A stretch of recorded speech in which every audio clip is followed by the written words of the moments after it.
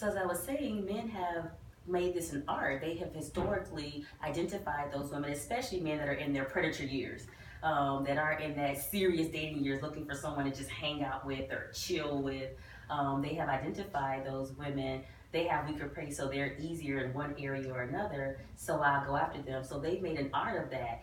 Women, now those gender roles are changing. We're starting to be able to identify that, but we're because of the business world, we're realizing, okay, how do I get at that boss? How do I get at that person? How can I step above and move up, and being able to esteem ourselves in that area? So now we're starting to recognize the benefits of recognizing when someone may not have their esteem where they need to be, and how do we get our own self-esteem up. So. And I think that's a good segue into how can we increase our self-esteem.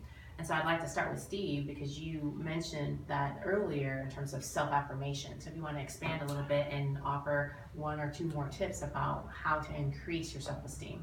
I think self-affirmation is fantastic. You have to be the first person to tell yourself that you're great, that you're awesome, that you're beautiful, that you are fearfully and wonderfully made, before expecting anyone else to. If they do, that's fantastic, but you know it. Right. And that's the first step, is knowing who you are and whose you are. And once you identify that and realize that, I believe that's the ground foundation for self-esteem. Understanding who you are and all your quirkiness, and why you were made the way you were made, and why your voice is this way, and your height is this way, and maybe your weight is this way, and all of that, and actually just being comfortable with that. I'm comfortable with myself. Right. And so I think you definitely have to do the self-affirmation first off. I was going to say, I also think it's helpful to understand your triggers, Yeah. and know what actually puts you in that space. I learned a long time ago the HALT. So if you're hungry, angry, lonely, or tired, those factors can contribute to any type of mental or emotional state. And so if for some reason you're feeling like you're not really understanding or embracing yourself, or know what your self-worth is, see if any of those are present, and then also understanding what the root is, what's driving that thought, what's driving that behavior, what's driving that reaction. Right. And so it really calls for a great deal of self-reflection. Would you agree? And even with the triggers, there are some physical triggers. Recognizing when I feel a certain way, how is my posture? Am I slumped over? Straighten up your back. There is something about your posture that improves your perspective. Absolutely. So, and even I'm not feeling good, I'm feeling this way, go outside and just get a breath of fresh air. The office is closing in on me. Walk outside, walk around the building, come back in, and be careful about what you let into your eyes, because a lot of people are suffering from self-esteem, especially in this social media world, Right. because you're comparing your blooper reels That's to so someone's dangerous. edited movie. Right. It's like no one's posting on Facebook, hey, my husband's cheating on me, my kids are bad, maybe they're failing, my car's broke down, is about to be repossessed. Everybody's posting, we're awesome. Right. No, you're not, Right. but you're comparing your lack of awesomeness to their awesome, and now you're feeling like you don't measure up. Right. So be careful what you're looking at, and who are you surrounding yourself Absolutely. with? Because I tell people all the time, I'm a nerd, I am a geek, I always have been, but I am comfortable with that, and the people that I've surrounded myself with, they're geeks too. You know, my husband and I, the only reason we did not go out the night that Star Wars came out, because we couldn't find someone to keep the kids, and they didn't want to dress up. I married someone who is like me, and so when I'm in my geek moment, he's like, oh my girl, you are a geek. He's like, yes, I got a you, geek. yeah. You know? So I also agree that it's important to have positive thoughts to combat that negative self-talk. I'm notorious for having thoughts that come to my mind, and sometimes I allow them to run rampant, and unfortunately suffer the consequences of those. And my husband can speak to that, but he has thick armor, right? Absolutely. And speaking of armor, it's so important to pray. And just ask God, Lord, I need you to come in and to help me understand and see myself as you see me. I need you to help me to see the situation as you see me. So I think we've really hit on a number of great tips. So number one, self-affirmation. Number two, understanding our triggers, both mentally and physically, and making certain that we surround ourselves with positive people. And then probably most importantly, to pray about our own mental state, our emotional state, and making certain that we know whose we are and who we are. And I do want to go back to something Dethra said, is the comparison. That is so dangerous. It is. It's very dangerous. I think we all probably have gone through a period of comparing. You know, I don't look like that, I don't sound like that, I can't do what he's doing, or I can't do what she's doing, but she did it better than I do, and immediately you just feel down on yourself. And I'm sure God is sitting there like, I didn't make you like that. Why are you trying to be someone that I did not make you to be? I made you to be who you are.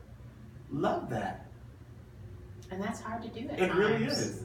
But you really don't understand or know who that other person that you are comparing yourself You're to. absolutely right. So similar to what Dethra said about social media, and you're looking in based on what they're allowing you to see. Right. And so, that's similar to, I'd like that big house over there, but you don't know what they're going through, what they've gone through to get into that house. So I also like the saying that says, you don't try to be someone else. That person's taken. Be yourself. Yeah. There's only one of you. Right. And then you don't know, like I said before, the cost of what someone. I remember I was working with a client once, and I walked in her house, and it was beautiful. I mean, the Paces Ferry. I mean, just the gate going in. Everything Huge. Perfect. Yeah. And I walked in, and I'm looking around like, this house is beautiful. She had this picture of she and her husband above the fireplace, huge door-sized picture, and she said, "Girl, you don't come home." What?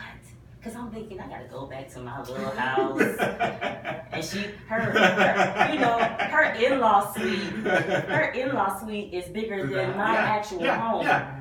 And I'm just sitting there lusting after what she has and realizing, oh, I don't want this. Right. He doesn't. That's her response. Yeah. He doesn't come home. Yeah. Because my husband comes home Every night. Every night. And so when you're comparing what someone has, you don't know the cost. Right. And it's very likely that you aren't willing to pay that cost. Right. You're absolutely right. So as we wrap up, any final thoughts about self-esteem? And before we wrap up fully, we talked a little bit about what we do here for our kids, and so that was one of the teasers that I said, making certain that our children have high self-esteem. Any parting points about the importance of children and knowing themselves and making certain that they have high self-esteem? I think it's very important as parents. We are the first point of contact when it comes to building self-esteem. My daughter, my youngest daughter, sometimes, or not the second youngest daughter, she would say, I can't do this, or I didn't do it the best way I could, and I have to combat that with, but you tried. Right.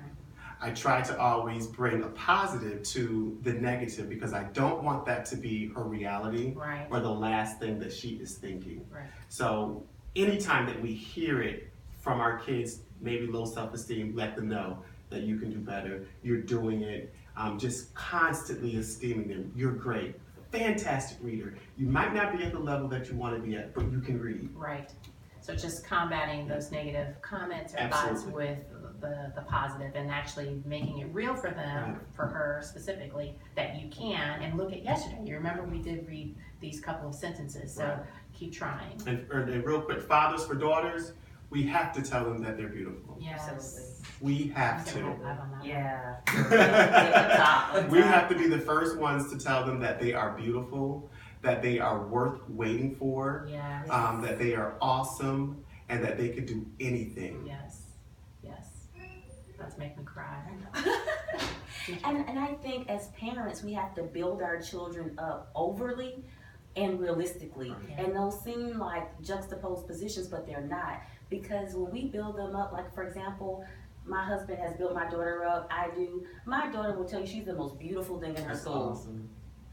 That's because, and we build her up overly because all day long someone's gonna Yeah, knock her down yeah. and try to take it. Yeah. And you can't act like that doesn't take a toll on you. Yeah. So when they take those little notches out, she's right where she needs to Sure, be. right. Because that's going to impact her. And so I tell my, yes, you are the smartest thing at that school. That's So right. when you get that grade that says you weren't so smart, it knocks you down a little bit, but you are not below the bar. That's right. You're right No where you way. need to be. So build them up as high as you can.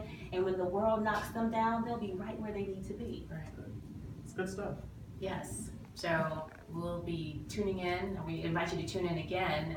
But Dethra, what's going on with Execu Prep? Anything new that's coming up? Yes, Execu Prep is doing big things. We're working with new clients. Actually, we have a series coming up called the Better Business Blueprint series that'll be coming up. It's going to be a webinar coming up at the end of February. And so people can always go to execuprep.com, which is